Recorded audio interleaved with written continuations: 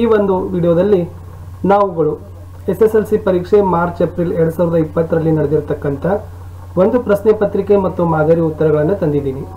ಅದುವೇ ದ್ವಿತೀಯ ಭಾಷೆ ಕನ್ನಡ. ಇದು ಏಪ್ರಿಲ್ 2020ರಲ್ಲಿ ನಡೆದಿರತಕ್ಕಂತ ಪರೀಕ್ಷೆ.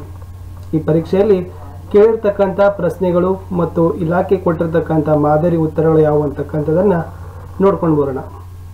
ಸೊ ಮೊದಲ ಒಂದು ಮುಖ್ಯ ಪ್ರಶ್ನೆಯಲ್ಲಿ ಒಟ್ಟು 4 ಬಹು ಆಯ್ಕೆಗಳು ತಮಗೆ ಕೊಟ್ಟಿದ್ದಾರೆ. ಅವುಗಳ ಕ್ರಮಾಕ್ಷರಗಳನ್ನು ಸರಿಯಾಗಿರ್ತಕ್ಕಂಥ ಆಯ್ಕೆ ಮಾಡಿ ತಾವುಗಳು ಬರೀಬೇಕು. ಪ್ರಶ್ನೆ 3 ಒಂದು ಪದದ ಅರ್ಥ ಕೇಳಿದ್ದಾರೆ. 4ನೇದು ದಿಗ್ವಾಚಕ, ಇದು ಎಂಥ ಪದ ಅಂತ ಕೇಳಿದ್ದಾರೆ. ಮುಖ್ಯ ಪ್ರಶ್ನೆ 2ರಲ್ಲಿ ಒಟ್ಟು 12 ಪ್ರಶ್ನೆಗಳನ್ನು ಕೊಟ್ಟಿದ್ದಾರೆ. ಆ 12 ಪ್ರಶ್ನೆಗಳನ್ನು ತಲಾ ಒಂದೊಂದು ಅಂಕಕ್ಕೆ ನಿಗದಿ ಮಾಡಿದ್ದಾರೆ.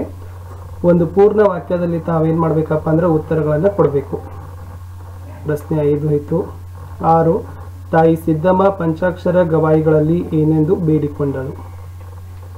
7ನೇ ಪ್ರಶ್ನೆ ಇತ್ತು. ಗಾಲ್ಫ್ ಚೆಂಡು ಈರುಳ್ಳಿ ಸಿಪ್ಪೆಗಳಿಂದ ಗೂಡನ್ನು ಅಲಂಕರಿಸಿದ ಹಕ್ಕಿ ಯಾವುದು. ಈ ತರನಾಗಿರ್ತಕ್ಕಂಥ ಪ್ರಶ್ನೆಗಳಿದ್ದಾವೆ. ವಿಡಿಯೋಗಳನ್ನು ತಾವು ಅಲ್ಲಲ್ಲಿ ಪಾಸ್ ಮಾಡಿ ಏನು ಮಾಡಬೇಕು, ಬರಿತಕ್ಕಂಥದ್ದನ್ನು ಮಾಡಿಕೊಳ್ಬೇಕು. ಪ್ರಶ್ನೆ 10, 11, 12,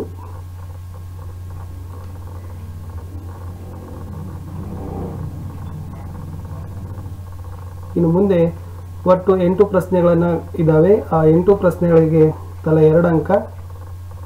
ಒಟ್ಟಾರೆಯಾಗಿ ಇವುಗಳನ್ನು 2-3 ವಾಕ್ಯಗಳಲ್ಲಿ ತಾವುಗಳು ಉತ್ತರಗಳನ್ನು ಕೊಡಬೇಕು. ಪ್ರಶ್ನೆ 18 ಹಸಿಗಿಂತ ಮಸಿ ಶ್ರೇಷ್ಠವಾದುದು ಏಕೆ. ಪ್ರಶ್ನೆ 19 ಇತ್ತು. ಹಕ್ಕಿಗಳು ಗೂಡುಗಳನ್ನು ಏಕೆ ನಿರ್ಮಿಸುತ್ತವೆ. ಪ್ರಶ್ನೆ 20 ಇತ್ತು. ಮ್ಯೂಸಿಯಂನ ಚೇಂಬರ್ ಆಫ್ ಹಾರರ್ಸ್ನಲ್ಲಿ ಲೇಖಕರು ಏಕೆ ಅಂಜಿದರು. ಪ್ರಶ್ನೆ 21 ಇತ್ತು. ಚೈತ್ರದಲ್ಲಿ ಹಕ್ಕಿಗಳ ಕಲರವ ಹೇಗಿರುತ್ತದೆಂದು ಕವಿ ವರ್ಣಿಸಿದ್ದಾರೆ. ಪ್ರಶ್ನೆ 22 ಕುಣಿಗಲ್ ಕೆರೆಯ ಅಂದವನ್ನು ಹೇಗೆ ವರ್ಣಿಸಲಾಗಿದೆ. ಇವೆಲ್ಲವುಗಳು ಕೂಡ 2 ಅಂಕಗಳ ಪ್ರಶ್ನೆಗಳಿದ್ದಾವೆ. ವೈದ್ಯರ ಮನೆಯಿಂದ ಕಳುವಾದ ವಸ್ತುಗಳು ಮರಳಿ ಸಿಕ್ಕಿದ ಬಗೆ ಹೇಗೆ.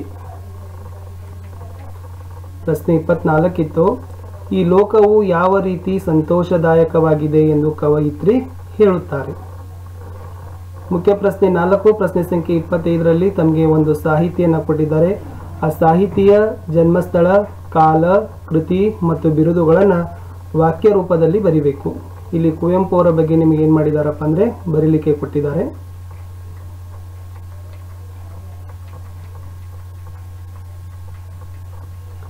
ಪ್ರಶ್ನೆ 5ಕ್ಕೆ ಹೋಗೋಣ.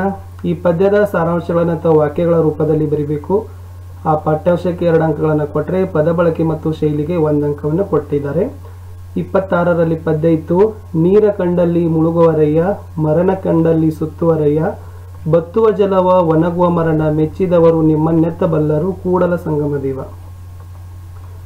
ಈ ಪದ್ಯ ತಾವುಗಳು ಏನು ಮಾಡಬೇಕಪ್ಪ ಅಂತಂದರೆ ವಾಕ್ಯ ರೂಪದಲ್ಲಿ ಭಾವಾರ್ಥಗಳನ್ನು ಬರಿಬೇಕಿತ್ತು. ಇನ್ನು ಪ್ರಶ್ನೆ ಸಂಖ್ಯೆ 27 ಅದು ಮುಖ್ಯ ಪ್ರಶ್ನೆ 6 ಇದೆ. ಇಲ್ಲಿ ಅಲಂಕಾರವನ್ನು ಕೊಟ್ಟಿದ್ದಾರೆ. ಈ ಅಲಂಕಾರವನ್ನು ಹೆಸರಿಸಬೇಕು, ಲಕ್ಷಣವನ್ನು ಬರಿಬೇಕು, ಸಮನ್ವಯ ಸಹಿತ ಮಾಡಬೇಕು. ಆ ಪ್ರಶ್ನೆ ಇತ್ತು. ಕುಣಿಗಲ್ ಕೆರೆ ಬಾಳೆಯ ಹಣ್ಣಿನಂತೆ ಬಾಗಿದೆ. ಈ ವಾಕ್ಯವನ್ನು ತಾವುಗಳು ಅಲಂಕಾರ ಸಮನ್ವಯವನ್ನು ಗೊಳಿಸಬೇಕಾಗಿದೆ. 3 ಅಂಕಕ್ಕಿರ್ತಕ್ಕಂಥ ಪ್ರಶ್ನೆ. ಇದು ಉತ್ತರ ಇದೆ ನೋಡಿ. ಈ ಥರ ಉಪಮಾಲಂಕಾರ ಇದೆ, ಅದರ ಒಂದು ಸಮನ್ವಯ ಮಾಡಿರ್ತಕ್ಕಂಥ ಬಗೆ. ಮುಂದೆ ಹೋಗೋಣ. ಮುಖ್ಯ ಪ್ರಶ್ನೆ 7ಕ್ಕೆ ಗಾದೆಯನ್ನು ವಿಸ್ತರಿಸಿ ಬರಿಬೇಕು. ಒಟ್ಟು 2 ಗಾದೆಗಳಿದ್ದಾವೆ. 2ರಲ್ಲಿ ಯಾವುದಾದರೂ ಒಂದು. ಒಕ್ಕಲಿಗ ಒಕ್ಕದಿರೆ ಜಗವೆಲ್ಲ ಬಿಕ್ಕೋದು, ಅಥವಾ ಕುಂಬಾರನಿಗೆ ವರುಷ ದೊನ್ನೆಗೆ ನಿಮಿಷ. ಈ ಗಾದೆ ಮಾತಿನಲ್ಲಿ ಅಂಕಗಳನ್ನು ಗಾದೆಯ ಮಹತ್ವಕ್ಕೆ 1 ಅಂಕ ಇದೆ. ಅಲ್ಲಿ ಉದಾಹರಣೆಯೊಂದಿಗೆ ಅರ್ಥ ವಿವರಣೆ ಮಾಡಿದರೆ 1 ಅಂಕ ಕೊಡ್ತಾರೆ. ನೀವು ಬಳಸಿರ್ತಕ್ಕಂಥ ಭಾಷಾ ಶೈಲಿ ಮತ್ತು ಪದಬಂಧಗಳಿಗೆ 1 ಅಂಕ ಕೊಡ್ತಾರೆ. ಒಟ್ಟಾರೆ 3 ಅಂಕಗಳು ಇದ್ದಾವೆ. ಪ್ರಶ್ನೆ ಸಂಖ್ಯೆ 28 ಇತ್ತು. ಮುಖ್ಯ ಪ್ರಶ್ನೆ 8ರಲ್ಲಿ ಹೋಗೋಣ. ಒಟ್ಟು 5 ಪ್ರಶ್ನೆಗಳಿದ್ದಾವೆ. ತಲಾ ಒಂದೊಂದಕ್ಕೆ 3 ಅಂಕಗಳು. ಇಲ್ಲಿ ಸಂದರ್ಭದೊಂದಿಗೆ ಸ್ವಾರಸ್ಯವನ್ನು ಬರಿಬೇಕು. ನೋಡಿ ಅಂಕಗಳು. ಕೃತಿ, ಕರ್ತೃ, ಪಠ್ಯದ ಹೆಸರಿಗೆ 1 ಅಂಕ ಕೊಡ್ತಾರೆ. ಯಾರು, ಯಾರಿಗೆ, ಸಂದರ್ಭಕ್ಕೆ 1 ಅಂಕ ಕೊಡ್ತಾರೆ. ನೀವು ಬಳಸಿರ್ತಕ್ಕಂಥ ಭಾಷೆಯ ಶೈಲಿ ಮತ್ತು ಪದಬಂಧಗಳಿಗೆ 1 ಅಂಕಗಳನ್ನು ಕೊಡ್ತಾರೆ. ಮೊದಲನೇ ವಾಕ್ಯ ಇತ್ತು, ಇಂತಹ ವನಮರದಲ್ಲಿ ಏಕೆ ವಾಸ ಮಾಡುತ್ತಿದ್ದೀಯಾ. ಪ್ರಶ್ನೆ 2 ಇತ್ತು, ಮಗು ಇಂದಿನಿಂದ ಇದು ನನ್ನ ಹಾರ್ಮೋನಿಯಂ ಅಲ್ಲ. ಇವೆಲ್ಲವುಗಳು ಕೂಡ ಸಂದರ್ಭ ಸಹಿತ ಸ್ವಾರಸ್ಯವನ್ನು ಬರೀತಕ್ಕಂಥ ಪ್ರಶ್ನೆಗಳು ಆಗಿದ್ದವು. ಮುಂದಿನ ಪ್ರಶ್ನೆ ಇತ್ತು, ನೀವೇ ಕಾಫಿ ಹಾಕಿಕೊಳ್ಳಿ, ಆಮೇಲೆ ಕುಳಿತು ಮಾತನಾಡೋಣ. ಮುಂದಿನ ಪ್ರಶ್ನೆ, ನನಗೆ ಬೀಳುವ ಭಯವಿಲ್ಲ.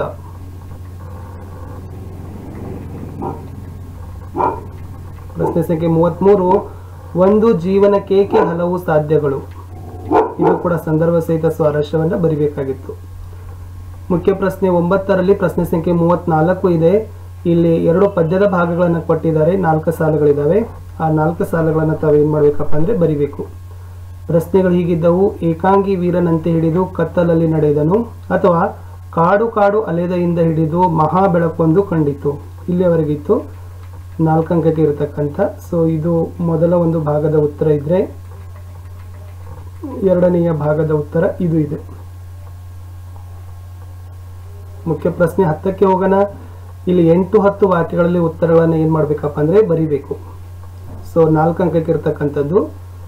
ಮೊದಲ ಒಂದು 35ರಲ್ಲಿ ಇರ್ತಕ್ಕಂಥ ಪ್ರಶ್ನೆ ಇತ್ತು, ಸದ್ದು ಮಾಡದಿರು ಪದ್ಯದಲ್ಲಿ ನೀವು ಮೆಚ್ಚುವ ಸಂದೇಶವನ್ನು ವಿಸ್ತರಿಸಿ ಬರೆಯಿರಿ, ಅಥವಾ ಸದ್ದು ಮಾಡದಿರು ಪದ್ಯದ ಸಾರಾಂಶವನ್ನು ಮಾನವೀಯ ಮೌಲ್ಯಗಳೊಂದಿಗೆ ವಿವರಿಸಿರಿ. ತುಂಬ ಇಂಪಾರ್ಟೆಂಟ್ ಆಗಿರ್ತಕ್ಕಂಥದ್ದು. ಸೊ ಪಾಸ್ ಮಾಡಿ ಇವೆಲ್ಲ ಪಾಯಿಂಟ್ಸ್ಗಳನ್ನು ತಾವುಗಳು ಒಂದ್ಸಾರಿ ಬರ್ಕೊಂಡ್ರೆ ತಮಗೆ ಭಾಳಷ್ಟು ರೀತಿಯಾಗಿರ್ತಕ್ಕಂಥ ಸರಳ ಆಗ್ತದೆ. ಸೊ ಮುಂದೆನೂ ಕೂಡ ನೀವು ಇದೇ ಥರನಾಗಿ ಅಳವಡಿಸಿಕೊಳ್ಳಬಹುದು. ಅಳವಡಿಸಿಕೊಂಡ್ರೇ ನಿಮಗೆ ಹೆಚ್ಚು ಔಟ್ ಸ್ಕೋರ್ಸ್ ಐತೆ ಏನಾಗ್ತದಪ್ಪ ಅಂದರೆ ಆಗ್ತದೆ. ಮುಖ್ಯ ಪ್ರಶ್ನೆ 11ರಲ್ಲಿ ಪ್ರಶ್ನೆ ಸಂಖ್ಯೆ 36ಕ್ಕೆ ಬರೋಣ. ಗದ್ಯ ಭಾಗವನ್ನು ಓದಬೇಕು. 2 ಪ್ರಶ್ನೆಗಳಿದ್ದಾವೆ. 2 ಪ್ರಶ್ನೆಗೆ ಉತ್ತರವನ್ನು ಕೊಡಬೇಕು. ಒಂದೊಂದಕ್ಕೆ 2 ಅಂಕ ಇದ್ದಾವೆ. ಇದು ಗದ್ಯ ಭಾಗ ಇತ್ತು. ಈ ಗದ್ಯ ಭಾಗದ ಮುಂದಿನ ಭಾಗ ಇದೆ. ಇದು